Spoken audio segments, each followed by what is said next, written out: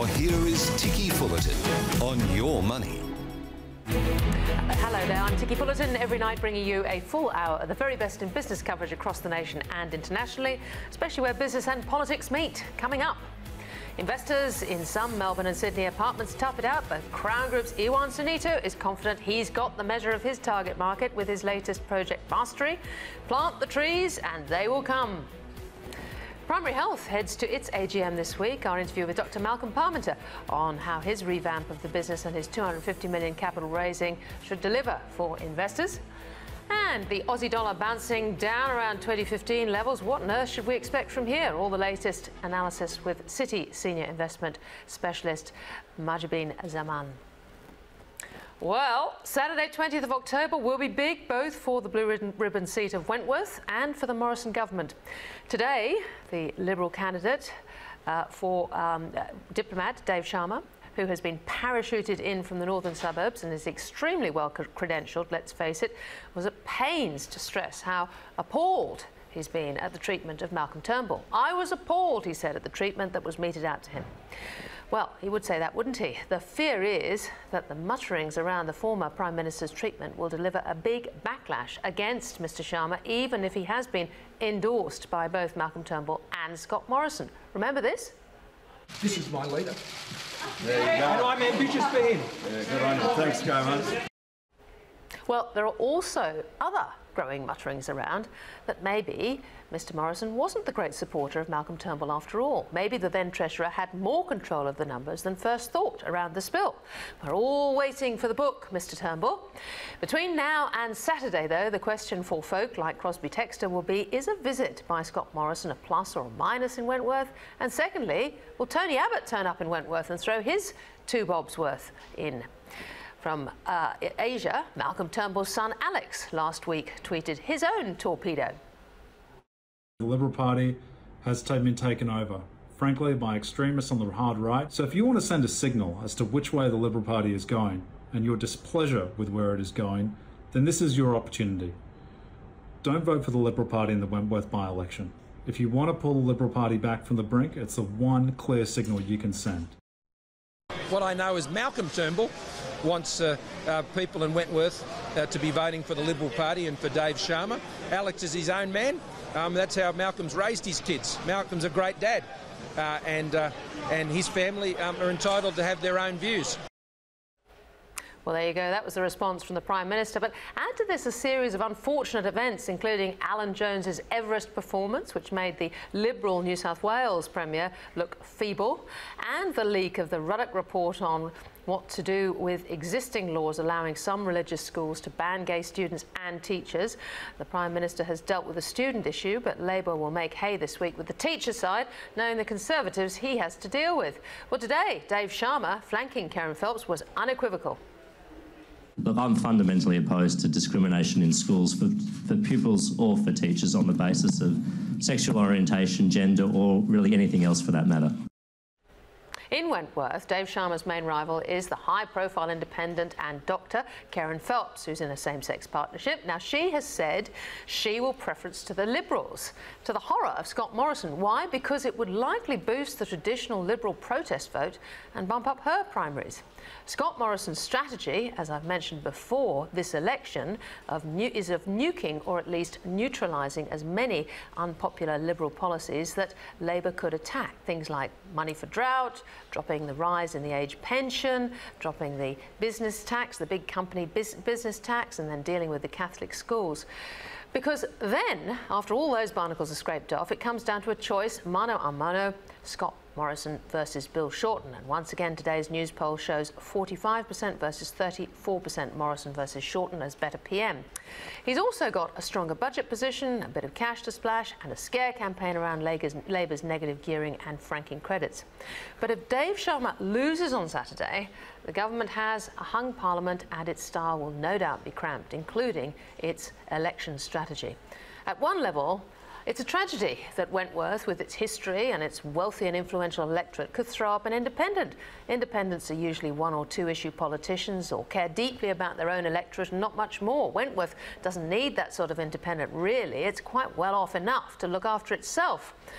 Wentworth also traditionally has been at least a ministerial seat. Independents don't become ministers. They can't develop and deliver policy unless it is a hung parliament. For those that want to teach the Liberals a lesson, this is a costly exercise. There is, of course, just time for the Scott Morrison camp to pull out of the hat between now and Saturday something else to play into Dave Sharma's hand. Stranger things have happened.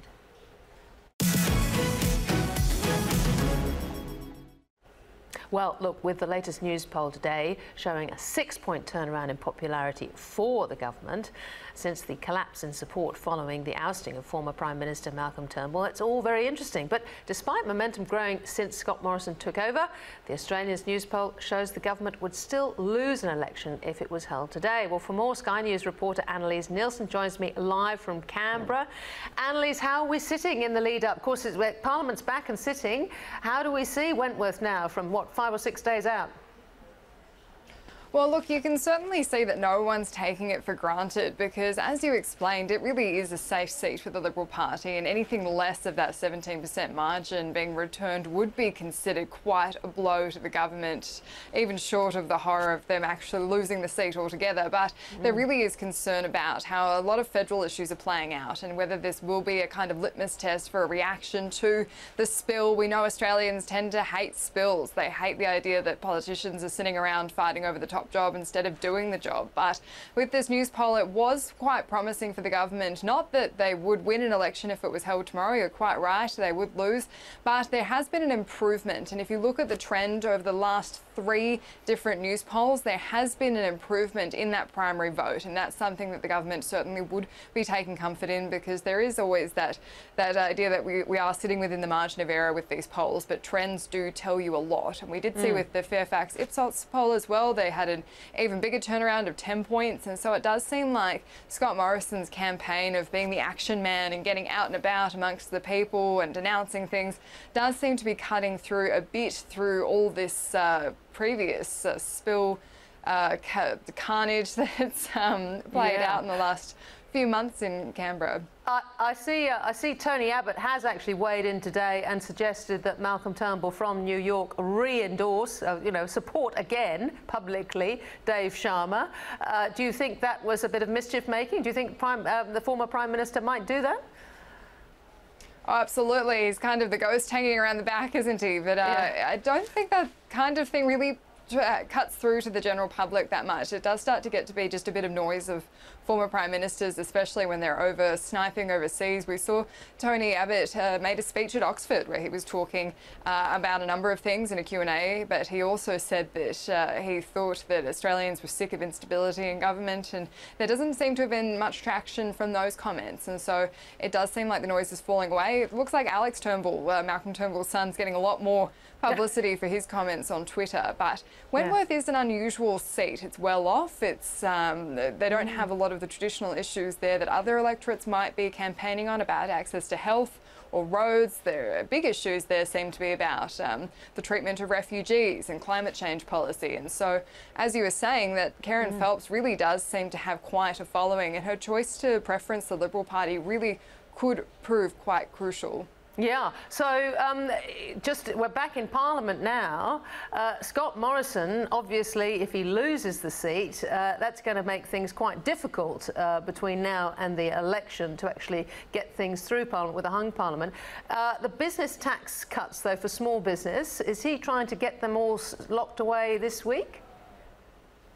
Well, that's kind of lost its momentum because Labor's come on board. They kind of undercut them by saying, yep, we'll match the same thing. And so the big issue this week has become on religious freedoms. And it did seem like they were in step with that as well. And then Labor's managed to cause quite a bit of division by suggesting that they should extend it to exempt teachers as well. That's caused quite a bit of division. And so that's likely to be the conversation for the next week. So whatever your perception of Labor, they're certainly doing quite well this week about setting the agenda. Right, so there's nothing that the government wants to rush through this week just in case they miss out on Saturday. I'm sure there is. We haven't quite seen it yet. The other big one's the Trans-Pacific Partnership that's going through the Senate. We think that they're going to try and push that through in 2 days. And so that's something that they really want to get checked off. And that's where Labor's not quite all sitting in agreement. They've got quite a bit of problem with the unions wanting more protection for workers, but everyone wants to see that deal done, and no one more so than the government. Finally, any heads up at all on whether the Prime Minister or indeed Tony Abbott might come to Wentworth between now and Saturday? None whatsoever, but we're sure they will keep us on our toes, and there's certainly going to be a lot of backroom talk about it. But if I had to guess, I'd say Tony Abbott will be staying quite well away, but he does set his own agenda, so you never know. Indeed. All right, Alice Nielsen, great to talk. We'll talk later in the week. Thanks very much. Now, Crown Group is this week launching a 5-building urban resort in Sydney's Waterloo. It's the latest of 4 of Crown's multi-billion-dollar inner-city projects, which will comprise of over 380 residential apartments. This is in addition to 331 apartments as part of the group's Project Waterfall, also in Waterloo, and the 326 apartments in Infinity Development at Green Square. That's a lot of apartments. Crown also is making headlines recently with reports circling that the company has been in talks for a potential IPO, maybe even this year. Well, for more, I'm delighted to welcome Crown Group CEO Iwan Sunito. Iwan, it's great to see you again. Good to see you too. Slightly less hair. Yeah, I think. Very snappy. Somebody was making a joke. Is that a Steve Jobs look? No, I don't think so. I think it's very snappy. So look, this is obviously quite, and you know, it's another very interesting building. You've got Japanese designers involved. What's it going to look like? Well, this is going to be a creation of an urban forest. I mean, we had this very preeminent architect, Kengo Kuma from Japan. I mean, he's like the legend of architect, and I've been wanting him to design our building for a number of years. I have to work out how to reach him. Finally, after about 1 or 2 years later, I traveled to Japan to meet him and invited him. Would you like to design our building? And the rest is the history of that. And I've heard about him so much because from Koichi Takada, who has been designing our Infinity building. Here in Australia. Exactly. Yeah. And Koichi has been instrumental. I think Koichi has designed almost $1 billion pipeline for us. All of them has been successful, but want to take it to the next level. And so it's a creation of an urban forest, but also... And it's lateral. It's not sort of like vertical, is it? Well, it is 6-story building rising up to about 20-story building. Yeah. Kengo Kuma's building is called that the vertical stacking forest. Like King and the rest of Koichi, and also Sylvester Fuller, one of the local architects who's designing it, is in response to that urban forest idea.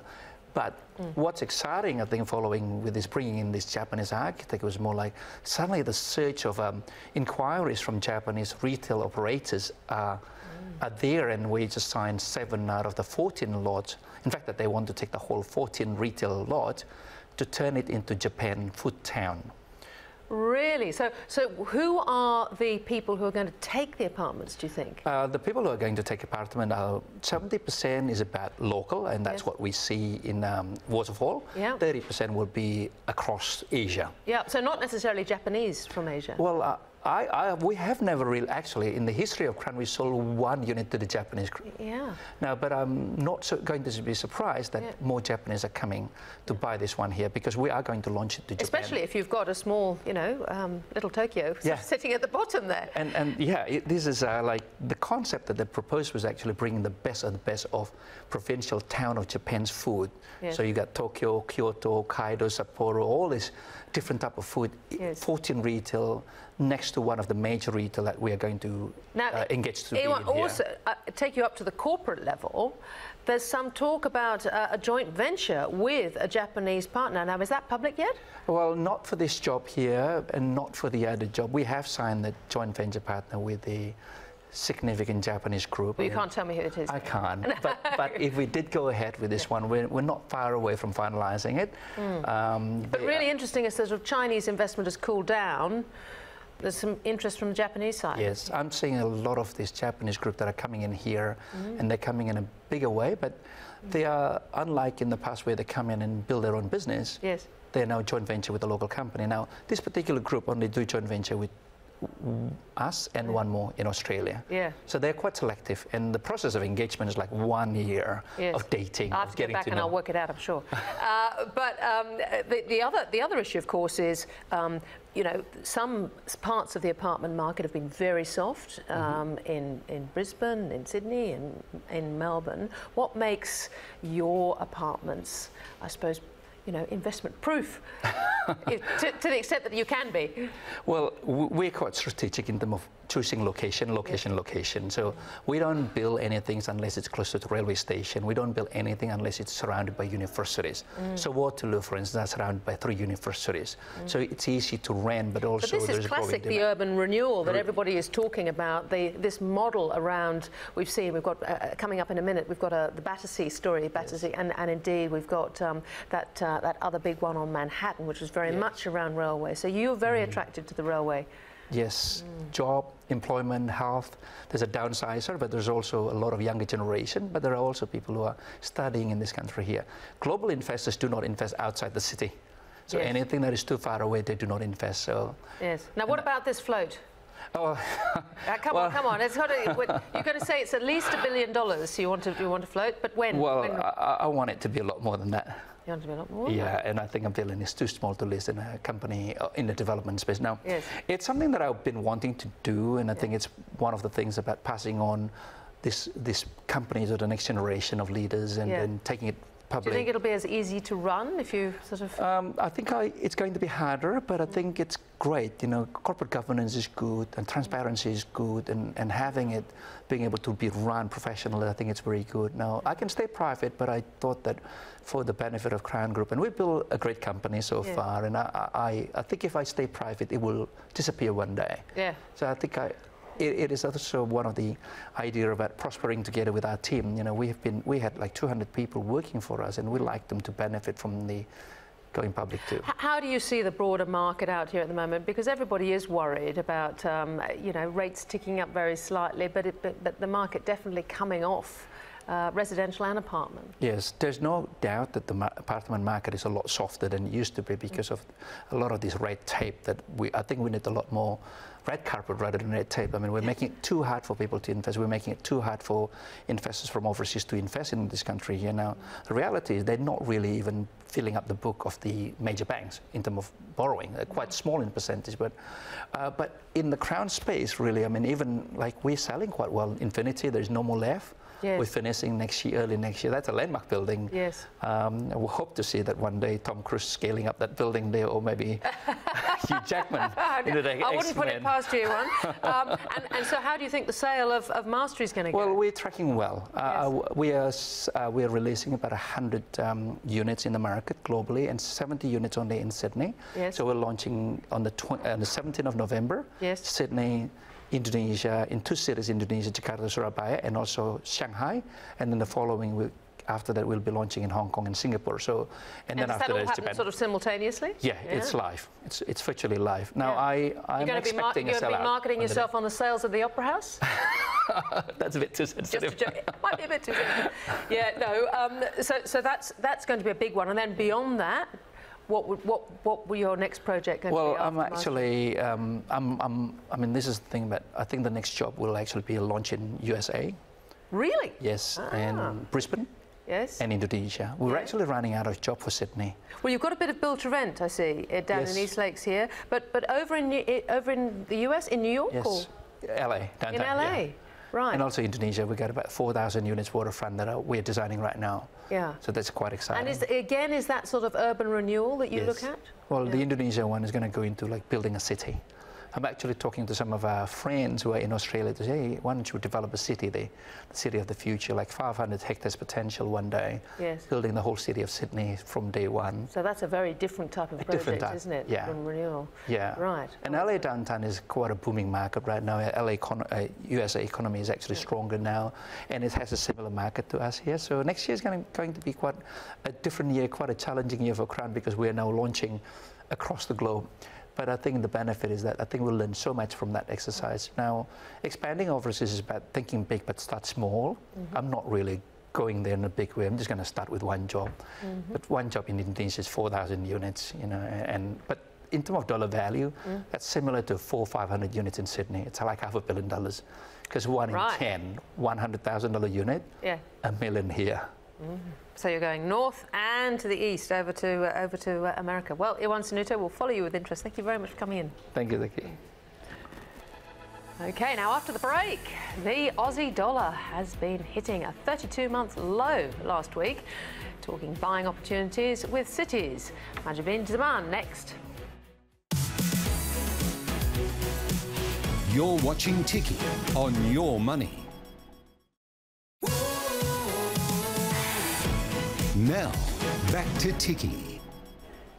Welcome back. We're moving to currencies now, and the Aussie dollar has been slammed in the last week or so, flirting with levels not seen since late 2015. Citi says the volume of Aussie dollars purchased against the US dollar doubled between July and August, with investors using the dollar's weakness as a buying opportunity. So, where to next for the Aussie? Well, for more, I'm delighted to welcome Majabin Zaman, Citi Senior Investment Specialist, who joins me live at the desk. Majabin, it is quite amazing how the dollar has just sort of fallen. What are we now? 70, We're looking 71? at 71 today. To the US dollar? Right. That's now, right. what's driven that to start off with? Well, much of the depreciation in the Aussie dollar has been really a result of US dollar strength.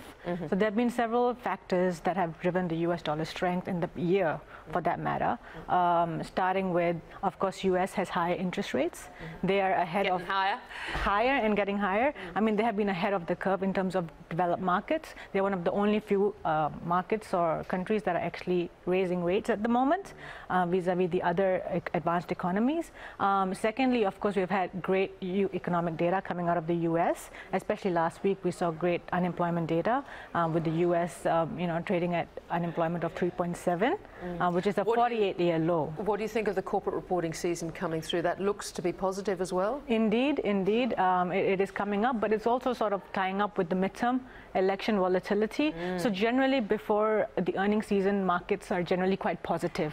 And of course, the US equity market has done really well in the recent months, especially. Having said that, prior to the midterm election, we have also seen a little bit of volatility pick up, particularly last week. We saw the sell-off in the equity markets. I think there is nervousness about the outcome of the midterm election that's coming up, and hence you will expect to see the jitters into the next couple of weeks. So that could knock the US dollar about a little bit. So as a result of that, we would expect US dollar strength, because US dollar is inherently the flight to safety. Yes.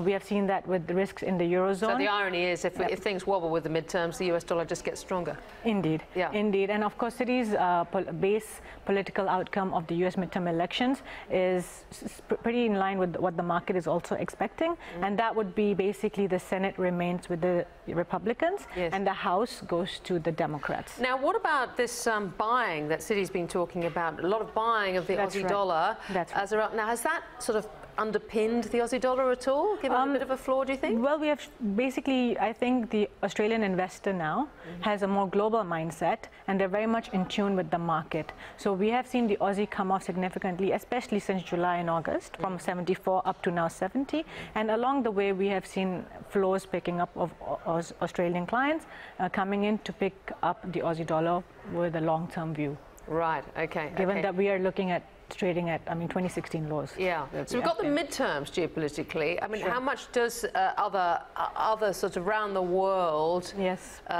issues impact, presumably? I mean, what about this, the Saudi Arabian dramas? I think there are a lot of headline news. Market is again very nervous. Yes. And I think we are going to see flight to safety as a result of not just the Saudi Arabian news that has come out. There were some quite big threats made, and then they all calmed down. Indeed, but we have seen Italy presenting their budget this week. In fact, today there might be a case of rejection of their budget towards the EU. And on the back of that, we're going to see euro under pressure, US strength. So when US strength goes up, Aussie dollars again under pressure.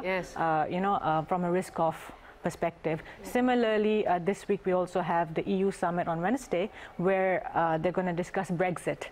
The Brexit deadline is approaching, March 2019. Again, there are risks of deal or no deal, and that's put pressure on the GBP. Again, flight to safety.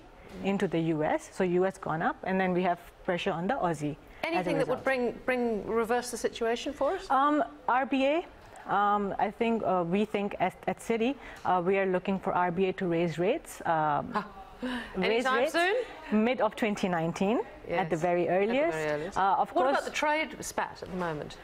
If that's resolved, for example. So Australia is somewhat sensitive to the trade situation right now, trade war situation, given our close relationship with China.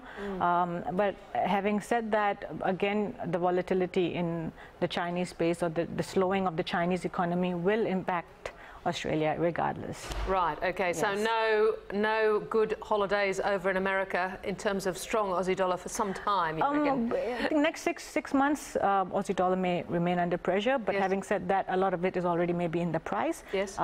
Just a little bit more pressure on the downside in 6 to 12 months. Majid Saman, great to talk to you. Thank you very much. Thank you. Okay, after the break, where to for the future of the healthcare business? My chat with Primary Healthcare CEO Dr. Malcolm Parmenter next.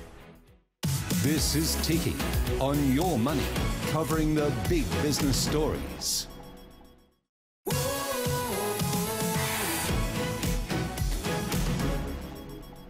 Welcome back. Moving to healthcare now, and a recent report from Ernst & Young noted that the healthcare industry is being challenged to reduce costs and at the same time increase investment in order to deliver better outcomes for consumers. Well, it's something we all know about health, isn't it? It's a tricky situation, one that primary healthcare seems to have tackled head-on. As revealed today in the Financial Review, primary investments in online lay-by business Afterpay has resulted in a wave of over 800 new customers for the group's dental business. I think it even surprised them. For more on the future of the healthcare industry, I spoke with Dr. Malcolm Parmenter, CEO of Primary Healthcare, just ahead of his AGM on the sidelines of the Actuaries Institute's Future of Health seminar in Sydney. Dr. Malcolm Parmenter, great to catch up again. Now, when we spoke almost 12 months ago, you were in the middle of your restructuring. How have you gone? Well, we've been through a detailed process of reviewing the business from the ground up. So, particularly the medical centre business, which is where I think most of our issues have been over the last few years. And so the team has conducted a ground-up review on a medical centre by medical centre basis and come up with a plan for what we need to do to turn that around and to transform the model that exists there. Key to the change in the model, I think, is your relationship with your GPs. Now, what have you done to get more young GPs in and get them in at scale? One of the great things that Primary has is the Clinical Institute that we operate, and so that's an education group that I don't think exists anywhere else. And so we have something like 100 registrars. So registrars are young doctors coming through a training program that work in our centres in any 1 year. And so our existing GPs provide supervision for those and assist with training around that. And that's around growing and educating the new group of doctors. And I think, look, I've seen a few models out there, and I think Primary probably does that now better than anybody does. Yes, because when you came in, I mean, there was a lot of talk, a lot of disquiet amongst GPs, I think, about some of the arrangements that they had with the company, and just morale was low. What's changed, do you think? Well, a lot of things have changed around that. It's around the working environment for GPs. It's about the contracting. It's about the sort of model that we offer. You know, historically as a company we offered GPs a large upfront payment, but then a lower percentage of what they bill going forward, so a lower income for the 5 years that they sign up for. And we had contracts that were 30 pages long and with harsh restraints attached to them. So all that's gone now. Has that message got through, do you think, to the community, to the GP community? Internally, yes. It takes a while to change the view of doctors over long. Doctors are a conservative group, and it doesn't happen overnight that they start to believe you that suddenly, you know, we're different. But we are different, you know, and so much so that this coming AGM will have a new name for the company. So coming out in our notice of meeting this week will be a new name for Primary Healthcare. Oh, right, which you haven't disclosed yet. which we haven't disclosed yet. All right. Well, obviously that was one side of your business. Pathology is the other side of your business. How's that been going? That been tougher? Look, the underlying business for pathology is very strong. We have very strong brands on a state-by-state basis. You know, QML Pathology, Lavity, Dorovich, Western Diagnostics. They're all very strong brands, and everybody knows those brands that are out there. We've had some headwinds, I guess, in this current financial year, which has impacted performance. We lost the occult blood screening program, which is a bowel cancer screening program in Australia. So that was a loss. We lost that. You know, all these things happened between when I said yes to this job and when I started. So. But there's a range of things that were lined up there that we've had to deal with this year. But even so, you know, we've done pretty well with that. And what about this relationship with government? What you get funding for? Incredibly complicated, as I say. How do you see the landscape? Look, the system is complex. You know, in Australia we have something like 9 governments as funders. We have 36, I think it is, private health insurers, and then obviously consumers that contribute to healthcare as well. And so any system like that's going to be quite complex. And when you've got multiple funders, it actually tends to make it more difficult to change systems over time as well. And so most of the systems that we have, pathology, medical centres, imaging, IVF, day hospitals, are all quite adapted to the system that they work in, as is healthcare more broadly. And so, you know, I see the system evolving rather than changing dramatically. The system, though, is under strain. People have called for a reform of Medicare. Now, clearly, if that happens, it wouldn't be happening before the next election, one would think. What sort of reforms do you think could happen? Look, every sort of decade or so, you have calls for, maybe more often than that, but certainly we've had a look through review panels at reform that have even involved a single funder system and various others. I don't see that happening anytime soon. I don't think the political landscape is in a situation where that's likely to occur, but I do think that there are a number of parts of our system that we can do something about bending the cost curve going forward. And if you look at private health insurance and the pressures that are there, that's all about the cost and the growing cost of healthcare over time. And if you look at Australia as to how we perform on a world basis, then we don't make the most of our primary care, you know, in terms of our ability to manage people so that we reduce the amount of hospitalisation that occurs in this country. We don't tend to provide in many places the alternatives to hospitalisation. The ability for people to have antibiotic infusions in the community doesn't exist everywhere in Australia, for example. You have to go to hospital for that. The ability for early discharge, the numbers of patients we send to rehab hospitals when we could provide that sort of service in the home. And do you think the structure of bulk billing still suits the system? Look, I think for people who have a one-off problem, that fee-for-service medicine actually works very well. So it's the chronic side that is the real challenge? There is a cohort of people who have complex health needs and multiple chronic diseases who might have not just their GP, they'll have a number of allied health providers, they'll have several specialists. And presumably that cohort is growing? Well, we're ageing as a population, there's no doubt about that. The evidence is out there, and we're living for longer with chronic disease. I mean, there are a number of cancers now that are considered chronic disease that we wouldn't have survived previously. So there's a lot of good news in all of that.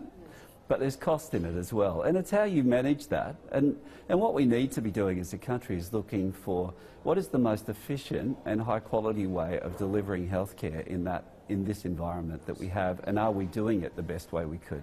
So coming back to primary healthcare, or whatever it's going to be called later this week, you had your own $250 million share raising. How has that gone? Yeah, so we have a complete renewal program for our medical centres that's across improving our property around our medical centre facilities. So that's around larger treatment areas so that we can put we can have more nursing to support our GPs, better layout of facilities that's more efficient. You know, the model that we have is really a 1990s design. We need to change that. So there's about 140 million that goes to this, and so 60 million to property. We have a recruitment program that that we have various channels coming into that we believe we can do that. And then a whole lot of systems and processes that are designed to improve the customer experience in those medical centres. So from an investor point of view, you've obviously gone out with this placement. When are investors going to see the sort of returns, the profitability from all of this? Yeah, so it takes a little bit of time. So the medical centre program is right underway now. We have about 34 medical centres that now have online appointments. We have some technology that will allow people to join a queue to see the next available doctor without having to physically turn up. They'll be able to do that online. There's a bunch of things around that are sort of already in the pipeline and the process being rolled out. The first 4 or so of our medical centre refits have started. So from a property perspective, we've got 73 medical centres to get through. It's a 3-year program to do that. And so, you know, what we've talked about is an FY20 story from a medical centre perspective. Pathology has a new laboratory information system coming that's part of that as well. So, but that's a 5-year program. So, look, it takes a little while to turn around something that is as large as this. Meanwhile, you seem to be rather overwhelmed with your new deal with Afterpay around the dental business. Well, that's been I mean, that hasn't even been running in every one of our centres. You know, the popularity of that has been quite amazing. Yeah, so what's that said to you? Look, I think, well, there's a number of things it says to me. One is that, that poor dental health is probably the #1 chronic disease in Australia, and there's little recognition for it, I think, is probably the reality of that. And that there are a lot of people who need dental work who struggle to afford it. I think that's probably what that is. And having some help with payment makes it accessible to a few more people than would otherwise be able to. Malcolm, would you extend this Afterpay to other parts of the business, do you think? Well, a lot of our business is, there's no patient gap for it, so it's bulk billed. But there are some other areas where we would certainly look at that. There's some little bits of imaging and probably some parts of IVF where it could be useful as well. Finally, you yourself, you're enjoying the change and the challenges of the role? Look, it's been an exciting journey. You know, this is the hard bit. You know, the bit between when we've got the plans, we've got the funding from our shareholders, we've got our shareholders' support for that. Now it's execution. So, you know, the next bit is actually seeing the benefits of that coming down the pipeline. That. And any expectations for the AGM? Look, we've said we'll revisit our at least. Our guidance at that point, so that's what we've put to the market at this point in time, and we'll be showing off our new brand, albeit that requires shareholder approval. So it'll be a soft launch to start with until we get approval, so that we can go the full bit. All right, well, all eyes on that guidance and the AGM, Dr. Malcolm Parmenter. Thank you so much. Thank you, Ticky. Well, moving to markets now, and the Coles Little Shop promotion helped drive sales at the supermarket giants up 5% over the quarter to over $7 billion. Extraordinary those little things were. Liquor and convenience store sales also on the rise, taking total Coles sales to $9.4 billion in the first quarter. Wesfarmers MD Rob Scott saying improved in-store execution and investment in Flybuys promotions are also behind the boost, noting preparations continue for the demerger of Coles next month. Well, the demerger going to a shareholder vote on November the 15th. And for more on the update, a few other things, Steve Johnson, Chief Investment Officer at Forager Funds, joins me live at the desk. Steve, good to have you here. Hi, Ticky. Should we just hear a little bit about what Rob Scott said about the upcoming demerger of Coles? We've set Coles up with an incredibly strong balance sheet. There'll be a strong investment-grade credit rating to give Coles the ability to invest what they need to in the future, but also to sustain a strong dividend, which is going to be important for Coles shareholders.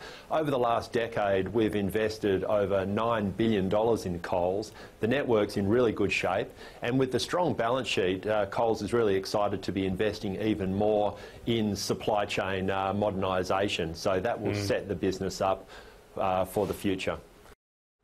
Excited you at all? Sounds like strong is an important word there, Ticky. Look, I actually think this is a really good move. I think it's going to be a perfectly sensible investment for a lot of conservative Australian portfolios. Particularly, I think, in a difficult economic environment, they're the sort of businesses that are fairly resilient. Yes. And I think for Wesfarmers, this business has a really great long-term track record of taking some of these smaller businesses and turning them into something big. And I think while you've got Coles, and dare I say it, Bunnings as well, part of the stable, they can't really do that anymore on a small to big scale. Oh, you're suggesting they might sell a bit of Bunnings too? I would like to see it. I think we've taken this business, we've turned it around, we've given it its own management team, its own balance sheet, like you talked about, and then just let it go. It doesn't need to be in the Wesfarmers stable anymore. Next question, of course, is what do they spend it on? Wesfarmers? Yes. Well, they're not going to get the money here for the most part. It'll be spun off and shareholders will get a share in the spin-off. So I think that's actually a sensible way of shrinking Wesfarmers at the same time that you give shareholders the benefit of what you've created here. So I think there's plenty of opportunities, and you're seeing private equity out there doing interesting stuff. You'd suggest that Bunnings would be a spin-out in the same way, not to deliver... I mean, there's no talk of it, so it's not like this is around the corner, but I would like to see it. I think, here you go, shareholders, we've created an immense amount of value for you. You can keep your shares in that business, but in terms of us allocating capital and turning businesses around, we've done our job there, and it's time to move on to something else. OK. Look, the market's had this great big hiccup, but you think it's a lot worse in some pockets, worse than the indices? Yeah, I mean, to put the index into context, we're back to where we were a few months ago rather than anything drastic. But there have been pockets of the market where the sell-off has been far more severe.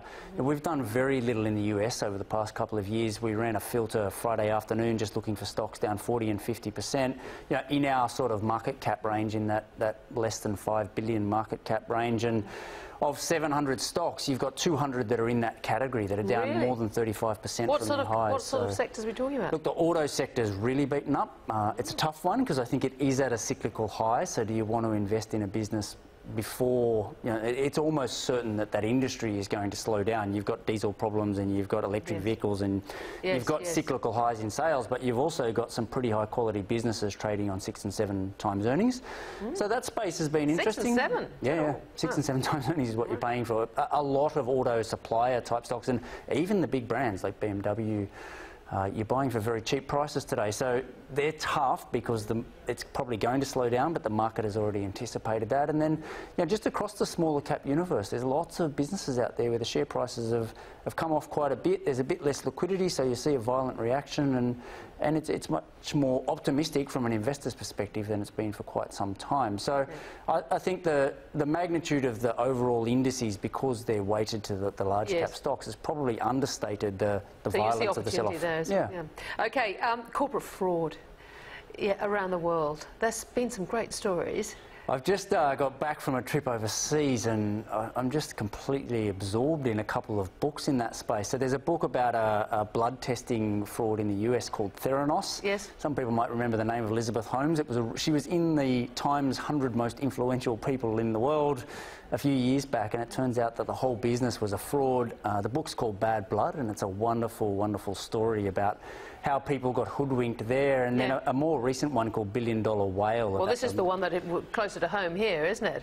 Absolutely. About the money that was stolen from 1MDB, a Malaysian sovereign wealth fund that was set up to try and help a lot of the poor people in the country, and really a quite unknown, previously unknown anyway, Malaysian guy who ended up stealing hundreds and hundreds of millions, billions of dollars out of this sovereign wealth fund, literally by telling the bank, we've got this money coming in from the government, how about you put 700 million of it into my bank account? And then he financed the Wolf of Wall Street movie. He ended up becoming best friends with Leonardo DiCaprio, and it's just this extraordinary story of Hollywood stars getting, Kanye West and Nicki Minaj. Who's now a new friend of Donald Trump's. That's right. I mean, it is extraordinary, and then working it all the way back to the government and the scandal around the Malaysian government itself as well. And look, I just think lessons for all of us in this sort of stuff. I think in these heady times, markets are going up. You're reading stories about people going from nothing to becoming billionaires. And everyone gets really jealous and everyone gets really greedy, and it's really easy for someone to step in there and sell you a story. And, you know, especially in this fintech space at the moment, people need to be really, really, really careful, because wherever there's demand, people backsolve. They see the demand and then they backsolve a product or a scam to sell to you because you're in the right frame of mind. So. And it is October. 10 years after the crash. Great books for Christmas. It's coming up, and if you can wait that long. Steve Justin, thank you very much indeed. All right, after the break, talking cutting-edge urban development with Gordon Adams, Head of Planning for London's Battersea Power Station. It's quite extraordinary.